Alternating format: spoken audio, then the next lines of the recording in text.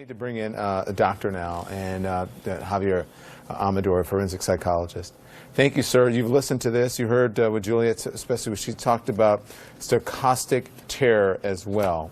So you weren't able to join us on the show last night, but you sent your thoughts on a profile for the suspect, and you nailed it. You said that the simplest possible explanation is usually right. You predicted a male harboring a lot of hatred and anger, encouraged by the president's rhetoric. How did you come to know and come to these conclusions? Well, I've worked on a lot of terrorism cases. I'm a clinical psychologist, but also a forensic psychologist. My very first case was that of Theodore Kaczynski, the Unabomber, who sent 23 bombs over 20 years, injured 23 people over 20 years, killed 3 people, and other domestic terrorism cases, as well as foreign domestic terrorist cases. And there are certain categories, but in the United States, with respect to domestic terrorism, we do see people who are vulnerable to radicalization, whether it's because of mental health issues, untreated mental health issues, I want to emphasize that, or simply failure in life and disempowerment and feeling like they have no power whatsoever. When they hear a leader issue what is essentially a fatwa in the Islamic world, an extremist Islamic world, we hear fatwas from leaders about going out and killing others.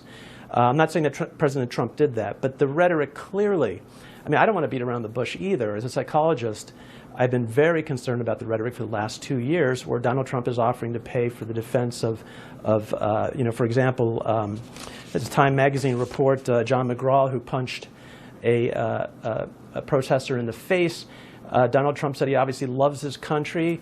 In this Time magazine interview, that protester said, next time I see him, we'll kill him.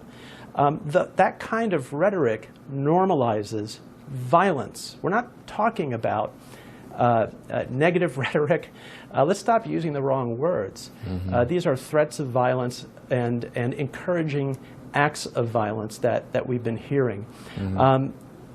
There's a lot more I could say about it, but frankly, those were my immediate thoughts. Let me like your jump last in here. guest, the groundwork has been laid for vulnerable people to be frankly radicalized. All right. Well, let me jump in here to talk about something. You also said that he could very well have a mental illness.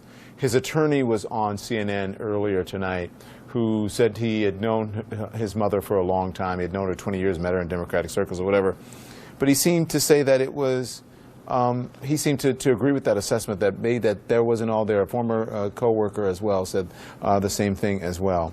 So what do you think of that? Is it common to have mental illness in these situations? I wouldn't say it's common. I will say this.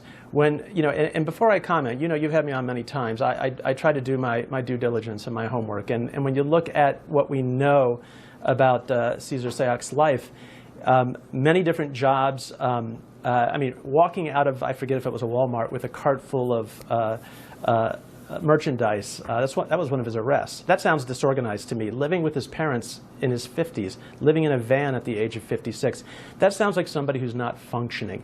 And if somebody's not functioning, I do start to wonder about brain disorders or addiction, either one. And with addiction in particular, we have personality traits of blaming everyone and not looking at yourself, and really being caught up in hatred and anger. Can I ask you something, Doctor? Because we did last night, we did our research and put it on the air on who becomes radicalized, who's responsible for most terror attacks in the United States. And the facts just bear it out. It's right-wing white radicalists, okay? Radicals. Sure. Yeah. What attracts, well, why do most of the terrorist attacks in this country, what happens, what triggers a young or just a white male, mostly white males, young or old, to become radicalized on the right and then to do an act of terror? Make one quick comment, now I'm going to answer your question. But there's 2 studies from the Triangle Center on Terror as well as the Anti-Defamation League.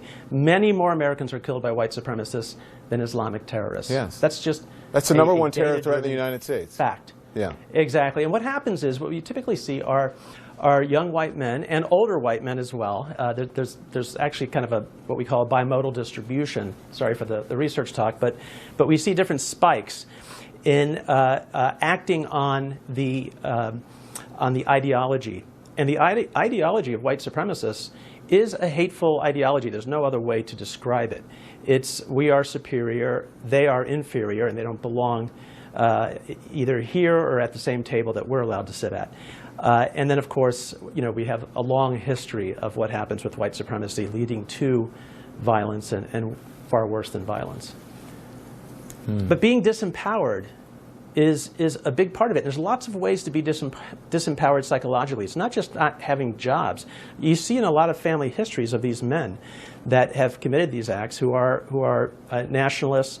In the cases I've worked on, you see a history of feeling misunderstood, feeling kicked out. I mean, one case I worked on, he was kicked out of his church for spouting his political beliefs. People just thought there was too much vitriol. And he resented that and couldn't let it go, and it just mushroomed into this larger conspiracy theory about the United States government. It led to a bank robbery where a guard was killed. This man is now on death row. This is Wade Lay out of Oklahoma. Yeah. And it all started with feeling disenfranchised, feeling powerless. Interesting. And they're somehow attracted, in many cases, to the Conservative Party. I would love to see studies on why that is, but listen, I got to go. It's a moth to flame. I mean, you see a bright light that matches what you're feeling inside, and you're going to go right towards it with the same result. Number one terror threat in the United States is what? The number one terror threat in the United States, doctor, is what? Violent rhetoric, frankly. But in terms of populations, white supremacists. Yeah. Thank you.